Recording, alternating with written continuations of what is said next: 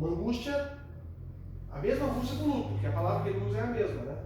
A mesma, angústia de luto, angústia de morte. Essa palavra pode representar que ele achou que ia morrer, ou luto por alguém que morreu.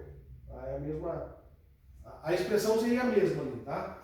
Então, nesse momento que ele se coloca nessa posição de oração, o anjo saiu para lhe dar explicação. E o anjo diz para ele que ficou 21 dias interrompido. Tinha um caminhão fazendo greve no meio do caminho. Não conseguiu passar, ficou 21 dias preso lá. Gente, às vezes a gente pensa assim, eu já orei a Deus e Deus não me atende. Você não sabe o que acontece do outro lado. É interessante esse capítulo 10, por isso que eu disse que no começo Daniel está contando aqui um dilema da vida dele, né? Um dilema, ele está angustiado, o anjo aparece, mas a profecia não é tão profunda assim. Nesse momento, Daniel entendeu, Deus precisava mostrar para Daniel, que não era só de reinos e batalhas aqui desse mundo que acontece o grande conflito. O grande conflito é maior. É maior. Tanto é que Deus permitiu que o anjo fosse impedido 21 dias. Porque houve outras situações que, né, a própria Bíblia declara que esse mesmo anjo tentou atrapalhar Miguel, né, também chama de Miguel, quando Miguel foi ressuscitar, está lá em Judas 9, né? Ressuscitar Moisés. E esse anjo, esse príncipe desse mundo, tenta impedir, dizendo, não, ele morreu, você não pode chegar perto aqui, você ainda não fez o que você disse que ia fazer, então você não pode ressuscitar ninguém.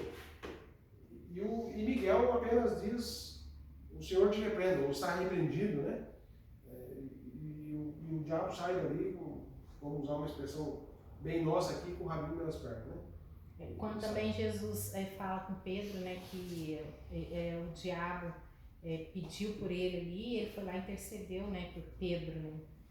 Então acontecem batalhas espirituais que a gente não faz ideia, né? Só lá no céu a gente vai descobrir. E nesse momento Deus permitiu que se prolongasse aquela batalha entre o anjo e o príncipe. Durou 21 dias, porque o próprio Daniel precisava saber disso. E finalmente, quem ganhou a batalha? Como que foi ganhada a batalha? Como foi ganha a batalha? Veio Miguel. Então, o príncipe das trevas, um ser espiritual que enfrenta Gabriel, outro ser espiritual. 21 dias esteve em frente a Gabriel, impedindo que chegasse a Daniel para responder a sua oração. Porque a visão, todavia, durará muitos dias. Então, enfim, impediu ali, né? Até que finalmente Miguel chegasse e então abrisse passagem, vamos dizer assim, né? Então, no verso 15, enquanto ele dizia essas palavras, dirigiu o olhar para o chão e fiquei mudo. Então um ser semelhante aos filhos dos homens me tocou os lábios e passei a falar. E eu disse àquele que estava diante de mim, meu Senhor, essa visão me causou muita dor e eu fiquei sem força alguma. Como pode esse servo falar com o meu Senhor? Então essa descrição aqui, na verdade, ela é um pouco confusa. E algumas pessoas fazem confusão. Porque tem várias figuras de linguagem, uma forma de tradução que acaba dando uma confusãozinha. Muita gente acaba acreditando, pregando, ensinando, que Miguel é um anjo. E nós chamamos de seita, e esse é um dos principais motivos pelos quais a gente são chamados de seita, porque nós chamamos Miguel de Cristo. Tá? Porque no começo do capítulo é Gabriel que vem falar com Daniel. Mas agora, quando Miguel vem e abre passagem, quando Daniel está na visão, Daniel começa a ter umas reações que ele não tinha como um anjo. Daniel se assusta de uma forma que ele reconheceu que ele não estava falando com um anjo comum. Ele sabia agora que não era mais Gabriel que falava com ele. Ele estava falando com o próprio Deus.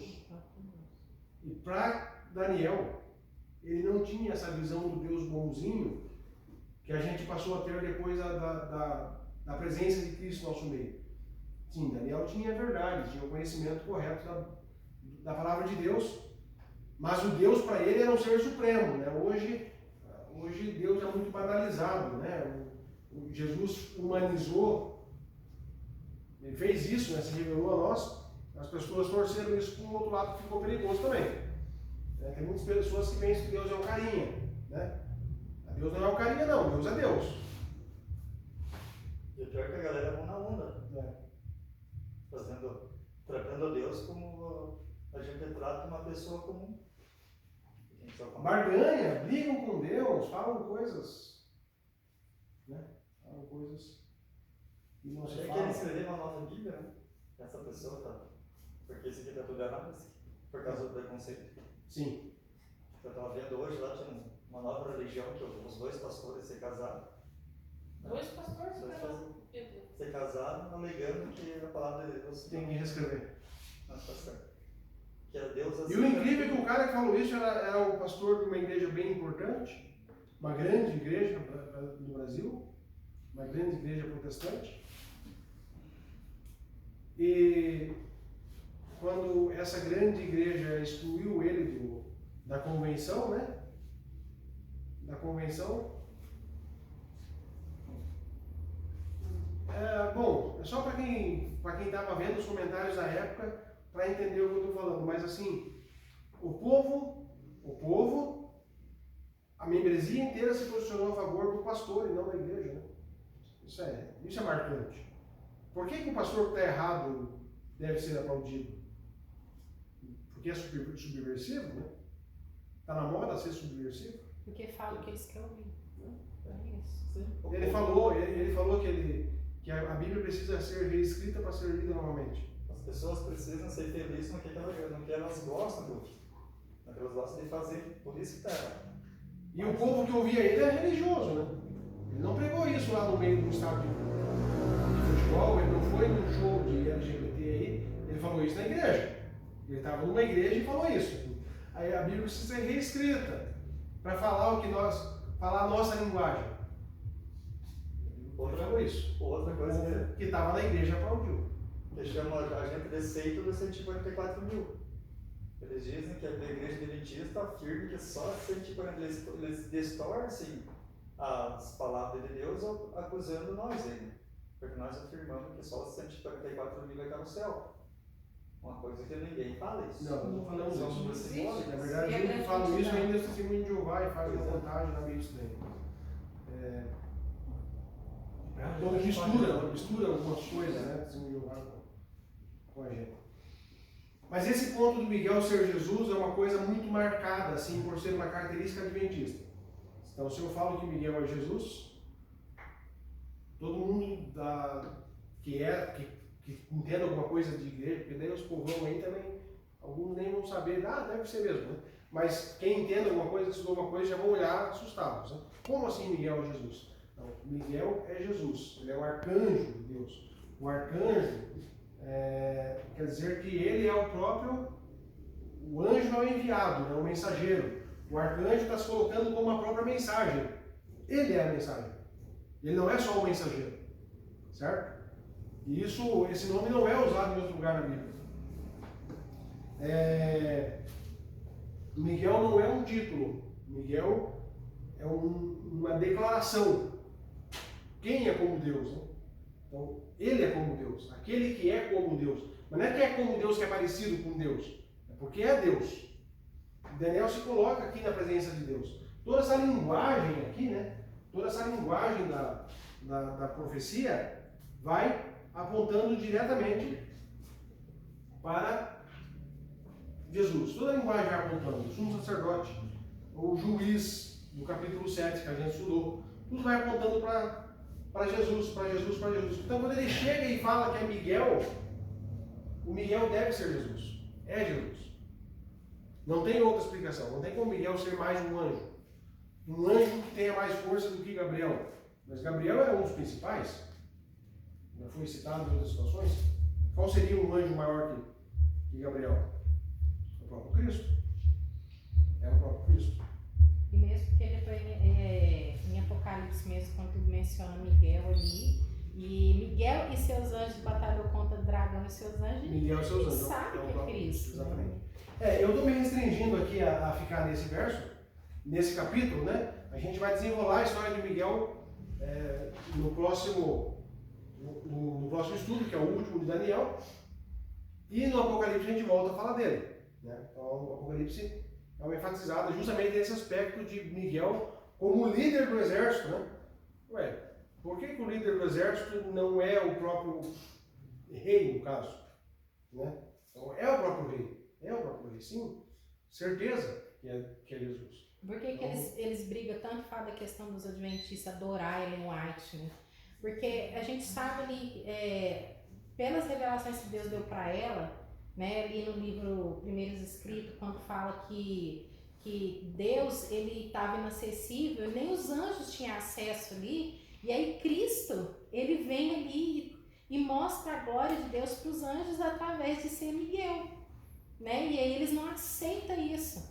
E aí, assim, por isso fica essa briga, essa coisa, porque eles não aceitam de jeito nenhum. Sim, e eu já vi alguns vídeos, e se você assiste algum programa de debate, eu assisto, eu gosto de assistir, né? Eu já vi alguns debatedores, né, fazendo de chacota por causa dessa interpretação. Porque o Micaílo não pode ser Jesus. Porque não pode, não faz sentido ter um nome de pessoa. Mas em outro lugar na Bíblia ele é chamado por um outro nome comum, chamado Emanuel, que é Deus conosco. Então, E não também existe anjo uma... do Senhor, né? Que quando fala anjo do Senhor com a maiúscula é Cristo. Não existe uma restrição na Bíblia de que Deus não possa ser chamado por um nome que não seja o dele mesmo. Porque o próprio judeu não pronunciava o nome de Deus, né? Ele não pronunciava o nome de Deus. Então, quando Deus se manifesta aos judeus, e Daniel era um judeu, ele usou títulos ou nomes diferentes. É como se estivesse usando um apelido. E o fato de chamar de Miguel ou Micaílo, então seria a pronúncia mais próxima, né? Correta, só se mudasse lá para saber como que é Deus. Lá e naquela época, né? Porque o hebraico de hoje não é o mesmo na época também. Mas esse nome seria um título adequado àquela função. Ele veio para a batalha. Contra quem? Contra o príncipe da Pérsia, que estava impedindo um anjo de levar a mensagem para o profeta. Você já pediu uma resposta de Deus e parece que ficou em silêncio? Não desista de orar. Não abandone a campanha de oração. Não abandone, talvez jejue mais. Peça para que Deus intervenha, que Ele vai intervir. Ele interviu com Daniel. E se Daniel tivesse orado só 10 dias? Eu orei 10 dias, eu não obtive resposta. Vou viver com isso. Vou viver com isso. Infelizmente, não tenho resposta para isso. Eu acho que nós, no nosso mundo de hoje, somos muito tentados a isso. Eu vou fazer uma semana de oração. Quando fazemos? Quando fazemos. Nós vamos fazer uma semana de oração. A gente faz uma semana de oração, não veio resposta. Foram 3 semanas de oração. O anjo já tinha saído com a resposta e foi impedido. Nós não fazemos ideia do que acontece do outro lado. Paulo vai abrir um pouco mais esse leque, né? Jó abre esse leque. A gente não faz ideia, mas vivemos uma grande batalha, um grande conflito cósmico, né? Esses dias eu abri o site da editora Assis, né? Que é a casa publicadora lá para os espanhóis lá, né? Eu estava procurando um livro, fui lá, bati lá na Assis lá e vi a capa do grande conflito, né? O grande conflito cósmico. Esse nome aqui no Brasil a gente abandonou, né? Mas ele tem a sua força também, né? É algo muito maior do que o nosso mundo aqui. Então que Deus ajude, que possamos orar, que possamos compreender. A profecia bíblica está aqui, a profecia bíblica aponta para nós. Somos o povo da verdade. Não tem por que duvidar disso ou a gente falar disso agora de uma forma duvidosa, né? Eu acho que é. Não, eu tenho certeza. Eu tenho certeza. A certeza está aqui, né? A pessoa precisa ir buscar. Que nem só um comentáriozinho ali. No Apocalipse 1, né? Para entender ali como Miguel é o Jesus Cristo, né? Quem? O único que tem o poder de derrotar Satanás. É um anjo ou é Jesus Cristo? O anjo não conseguiu passar. O anjo ficou preso. Porque aqui diz assim, né? Então vi descer do céu um anjo que tinha na mão a chave do abismo, uma grande corrente. É Jesus Cristo? É Jesus Cristo. Não é o anjo. E o anjo, que diz Miguel, é Jesus Cristo. E é isso que ele chama nós de seita, que eles não interpretam a Bíblia como é para ser. Esse caminho todo para a gente estudar Miguel, ele tem uma trilha pela Bíblia inteira, né? Uhum. Então, uma trilha, eu vou dar mais um detalhe agora. A Bíblia diz que Satanás, falando de Satanás, né, colocando ele como rei de Tiro, mas a gente sabe que a linguagem ali já logo aponta para Satanás, diz que Satanás era o quê? Querubim da guarda ungido, o principal. Satanás era o principal. Ninguém dentre os anjos vai derrotar Satanás. Ninguém derrota. Tanto é que ele assumiu o posto de líder dos que desceram do céu, porque ninguém consegue derrubá-lo. Não quer dizer que todo mundo aceita ele e concorda com ele. Edward White fala disso, inclusive. Os demônios brigam entre eles. Mas ninguém derruba Satanás. Porque Satanás é o principal. Só Deus, só o próprio Deus pode enfrentar Satanás. Só Deus chega e dá uma ordem, Satanás, contrariado, mas obedece. Então a gente acredita nisso aqui. Na semana que vem a gente vai ver mais uma parte em que Miguel aparece, agora intercedendo, lutando pelo povo, né? Então nesse momento ele foi lutar com um anjo, com Satanás, para levar uma resposta para Daniel. E na próxima semana a gente vai ver ele lutando para proteger o povo. A gente pode confiar que Miguel está do nosso lado, que Deus está do nosso lado. Ele não é um carinha ali. Quando Daniel viu, ele se assustou. Ele perdeu a fala. Ele tremeu. Ele disse: eu estava tremendo. É alguém que inspira respeito e temor. Mas ele está lutando por cada um de nós aqui. E se a gente fazer como Daniel, Deus pode nos dar a vitória. Nem que precise esperar 21 dias. Hoje a gente tem o Espírito Santo, né? Na realidade, ali, porque a irmã White fala que depois que Cristo subiu ao céu, né? Depois que ele assumiu essa forma humana, ele perdeu a onipresença. Sim, ele escolheu ser. Ele escolheu por nós, né? Por amor a nós. E aí, ali agora o Espírito Santo, ele vem, ele intercede, ele que faz essa intermediação, essa luta, ele que batalha por nós, né? E aí leva as nossas orações, os nossos, com gemidos inexprimíveis, né? Como fala na palavra de Deus ali. E a gente, às vezes, não dá nem valor a isso, né? Às vezes eu tive, não que tenha, porque isso é uma coisa que a gente não compreende totalmente nunca, né? Mas eu tive um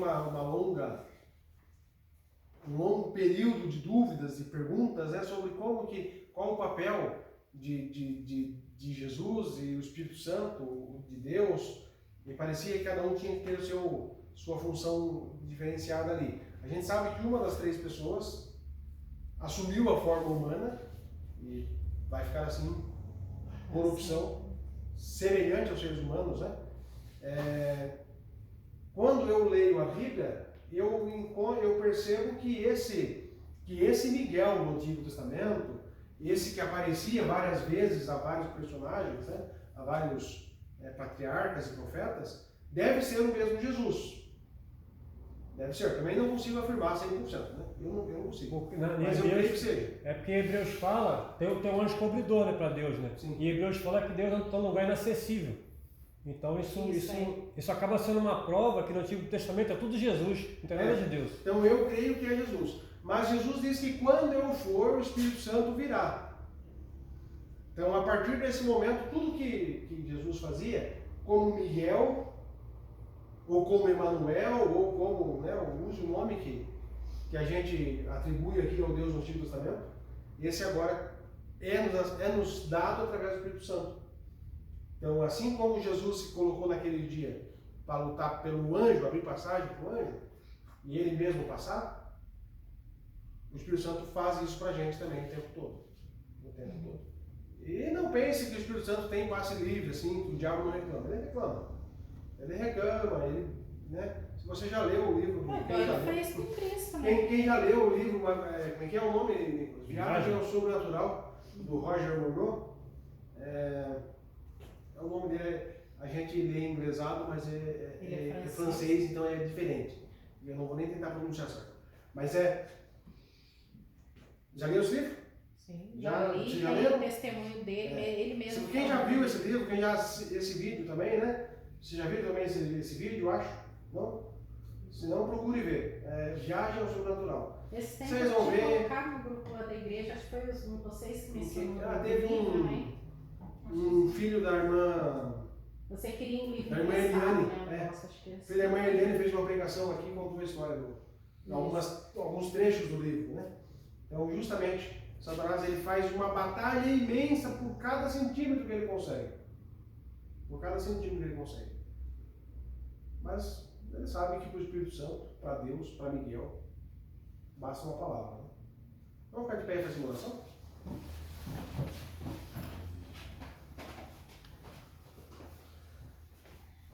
Nosso Deus e Pai, mais uma vez estamos na tua presença. Te agradecemos por esse momento, por esse estudo bíblico que aqui tivemos. Reta final dessa sequência, onde estudamos esse livro fantástico do profeta Daniel. Esse livro que deixasse para nós já há quase 3.000 anos, né? Que tem tido mensagens que inspiraram pessoas através do mundo, de várias épocas, de vários lugares, levaram pessoas a compreender, a aceitar a mensagem, a compreender e a aceitar a tua primeira vinda, e acreditamos que tem uma profecia também da tua segunda vinda, qual nós aguardamos agora.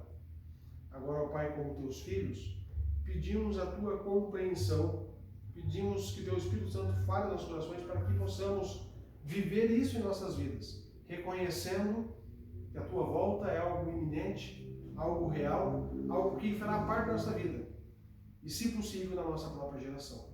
Nos guarda, Deus, nos protege, dá-nos uma boa semana de trabalho, em nome de Jesus. Amém. Amém. Irmãos, acho que não tem nenhum impedimento para a semana que vem, ninguém